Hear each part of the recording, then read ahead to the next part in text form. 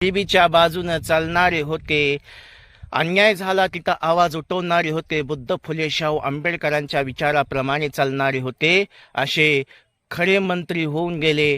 कारण बघा, माजी मंत्री विलासराव देशमुख झालं, गोपीनाथ मुंडे झालं, पर बघा काही नु गड आला सिंह गेला, परंतु म्हणायचे त्यावेळेस सत्तेत येताच गोपीनाथ मुंडे हे गेले. आणि आज माझे अजितदादा हे सत्तेत म्हणजे आता कुठं उपमुख्यमंत्री झाले होते, पण आज आम्हाला हक्क होता बोलायचा सत्तेधाऱ्या माणसांना. परंतु बघा, ज्या बारामतीमध्ये बाबासाहेबाचा फोटो लावला नाही नगर पंचायत समितीवर 26 जानेवारी, तर तिथं आज माझे अजितदादा बोलले असते आणि बोलणारच होते. कारण अरे अन्याय झाला तिथं आवाज उठवणारे, म्हणजे जर जाणून बुजून जर होत नसेल, लावत नसेल तर बोलणारी होती, सांगणारी होती.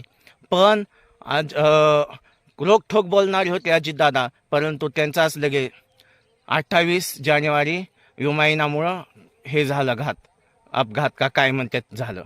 म्हणजे निसर्गाचं मरण नाही, पण आज असे महान होऊन जातात विचारानं. सगळ्याच्या मनात आज त्यांचं विचाराचं घट्ट करून बसलं. परंतु तेही नाही गेले तुम्ही, जणू स्वप्नच पडलं असं वाटतं.